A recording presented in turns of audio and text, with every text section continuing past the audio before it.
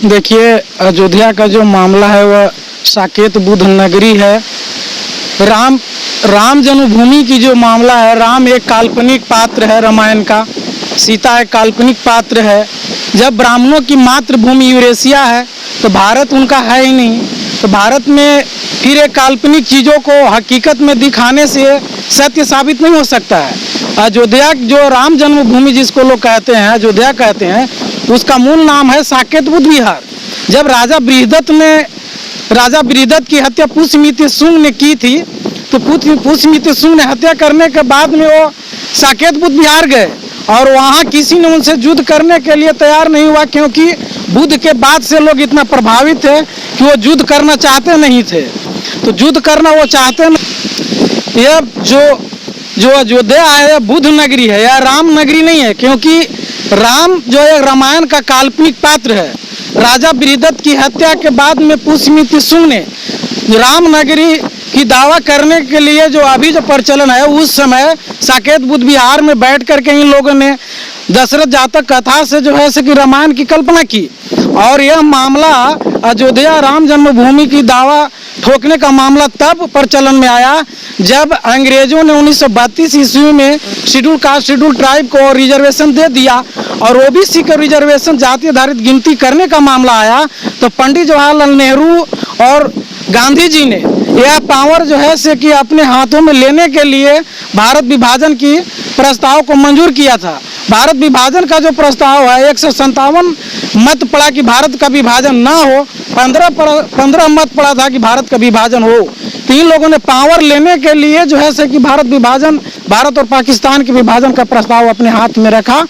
साथ में 23 नवंबर 1949 के 12 बजे रात्रि को पंडित जवाहरलाल नेहरू ने काल्पनिक पात्र राम का मूर्ति वहां रखवा करके प्रोपगंडा किया। तो ये जो प्रोपगंडा करने से कोई सत्य साबित होने वाला नहीं है। काल्पनिक जो चीजें होती है वो काल्पनिक ही होती है।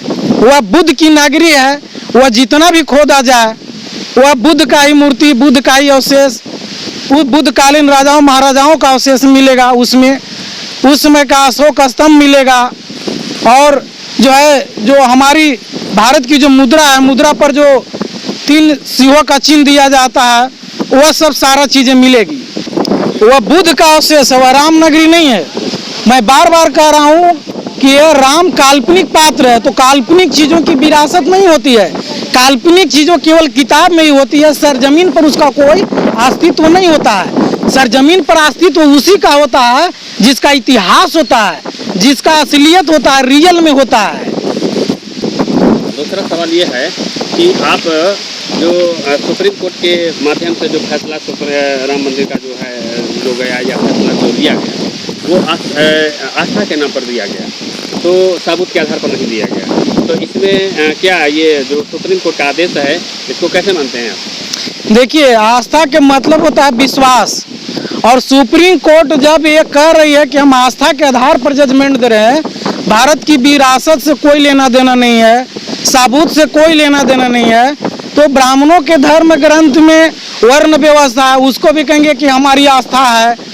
उनका ग्रंथ में जो है छुआछूत है, वो भी कहेंगे कि ये हमारी आस्था है। उनके ग्रंथ में जाति पाति है, वो भी कहेंगे कि हमारी आस्था है।